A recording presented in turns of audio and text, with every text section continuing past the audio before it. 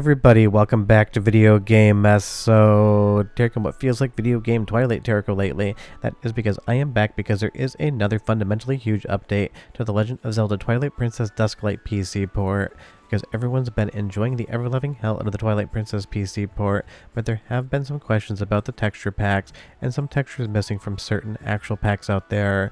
So I am here to tell you today that the Twilight Princess Definitive Edition Plus texture pack has been updated, replacing some of the textures that were in there before, adding textures that weren't actually done, and bringing in a feature that a lot of people have been asking for, mapping in the textures that support it. Because this thing is still an absolutely in development project, and it even updated to 1.3.1 right when I released the 1.3.0 video. But honestly, the texture packs have really been the defining feature, in my opinion, of something like Dusklight, and that's not to take away from the obviously massive talented developers that made the port. The port is still incredible, but being able to actually make the game look prettier is probably the most fundamentally noticeable difference outside of the actual higher frame rate with interpolation. And honestly, the new update of the texture pack just looks that much more stunning, and that much more, in my opinion, the definitive way to play this game, because getting the extra textures in there that weren't made before and the bit mapping is just going to give you a little bit better and more granular look at exactly what's going on in the artwork of Twilight Princess. Because I will say that developers and artists at Nintendo back in the day made an absolutely stunning looking game for GameCube and Wii, and then obviously on the Wii U replacing the textures with HD versions that made it even prettier, and now you have an even better version of than what even Nintendo did on the Wii U, and that is always fun because the saying always goes, fans do what Nintendo don't. And if you take a look at the game, it just looks that much better now with this new update pack. Now, I know people have been asking if people are going to go in and add ray tracing or new models to the game as far as the actual level geometry is concerned. I'm really not sure on that because, of course, the geometry is still simplistic as it started life out as a GameCube game and is always going to look a little bit more rudimentary in the amount of polygons it puts on screen at once. That's just going to have to be the way it is unless people decide to remake all of the different assets as far as the models are concerned for the game in and of itself. But there's something charming, at least in my opinion, to the actual geometry being a little bit more simple, but the game looking absolutely stunning. Although I will say in the most recent update, for some strange reason, right here around the fountain in the Hyrule Castle kind of outdoor area, I do get a few hitches. That's something new, but again, you guys comment and say that you found a couple bugs. Definitely report those on GitHub under the issues ticket. Always be polite when you say so, but it helps the developers actually find these things. And hilariously, you'll see here as the camera pans up, you're going to see one of the enemies actually get stuck on their flight path and just basically sit there and kind of ramble around. Now, it's been forever since I actually played Twilight Princess on GameCube, probably 5-6 years, so you tell me down below, is that something that actually happens in the game logic in the original version, or is that just something fun I was managing to catch right there? And again, I don't point out these bugs just to say that it's not perfect. I point them out to talk about the fact that this is all still an in-development progress, and it'll definitely take more time for this thing to be quote-unquote buttoned up. But I will say this new texture pack update just makes everything look that much better, and that really is the main takeaway here. Outside of a little bit of the simple geometry, if Nintendo released this game today, people would say it looked absolutely stunning, and I would agree with them. And because of course now we have the new depth of field options in, and that's mostly just for the cutscenes, as well as the Dusklight Bloom, I would say it's even a prettier game than anyone else could possibly make.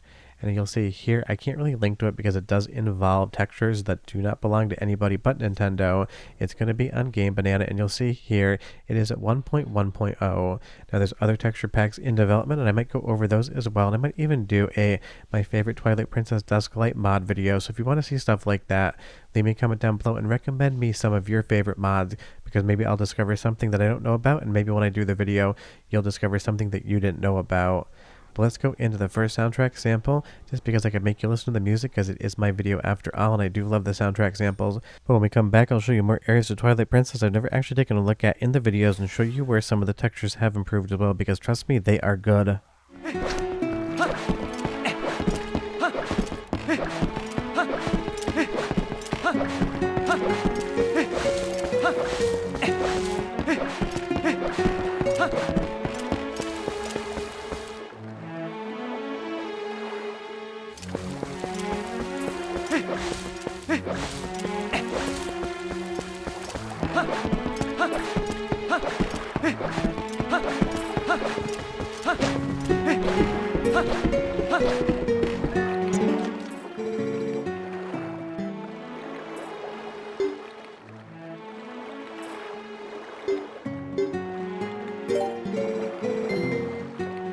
I swear Nintendo put some really weird characters into Twilight Princess, and in general it's one of the more darker toned games, not just in the color palette, but also in kind of the gameplay content, storyline, and some of the characters Nintendo came up with. And while it does work, it's always been a little bit of a disconcerting game, at least to me in my opinion. But I will say, with this new texture pack update, it just is a prettier version of the game. And I know I've mentioned this in previous videos, but maybe not on the Twilight Princess. This stuff isn't just for fans of the game that played it back in the day and enjoyed it. My nephews absolutely love Breath of the Wild and Tears of the Kingdom, but those are the only two Legend of Zelda games they've ever played. If I try to show them something earlier than that, something like Ocarina of Time or Twilight Princess on the original hardware, they're just going to look at me like I'm an old man and not be interested in playing it. But I can guarantee you, if I gave my nephews Twilight Princess Dusklight, set it up for them on their computers, and said, hey, there is a new Zelda game you can play, go have fun with it, they would absolutely never even realize that this is based on a game that came out in the GameCube era. And that really is important, because we need to keep these games alive in the public consciousness for generations that never actually got a chance to experience them in the first place. And I see the metrics on my videos. The 18 to 25 category is basically quadrupled in the last 12 months as far as who's watching these videos. That is because more modern eras are discovering retro and realizing that it's a hell of a lot of fun, and because modern gaming has gotten a little bit boring, there is a lot to discover. And then when you remove the quote-unquote buried entry of them, giving you all these amazing textures, mip mapping, and everything else, they're never even going to stop and think, hey, the level geometry is a little bit more simple than I am used to. And just doing a fun camera pan here to show you all of the different textures. Again, this is absolutely stunning, and it now is one of, in my opinion, the prettiest Zelda games ever made. The only thing I wish it didn't do was get the camera stuck on the geometry in the level, because that smooth pan went to hell when those two pillars came up.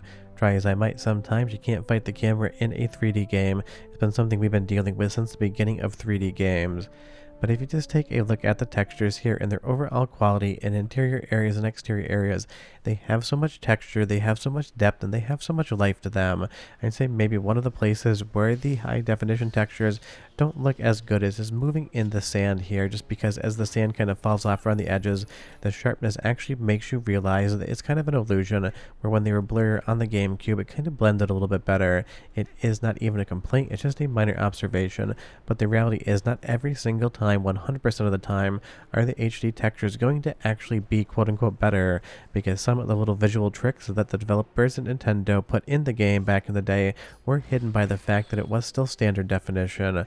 Where Zora's Domain here, absolutely stunning in high definition, from the water to the pastels to the texture, maybe the prettiest area in the game in my opinion, but you let me comment down below and you tell me what the prettiest area is. One more soundtrack sample and I'll be right back though.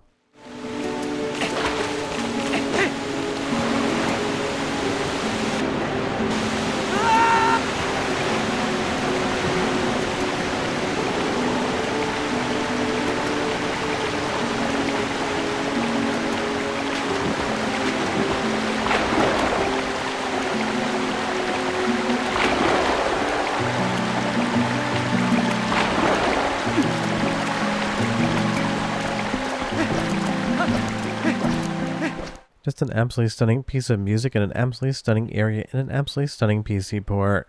Sure, it's a lot of stunnings in a row, but honestly, Dusklight deserves it. And just so you know, you're going to be hearing more about Courage Reborn as well, the other Twilight Princess PC port that is in development, because we're going to be living in a future very shortly where we have two incredible PC ports available to play.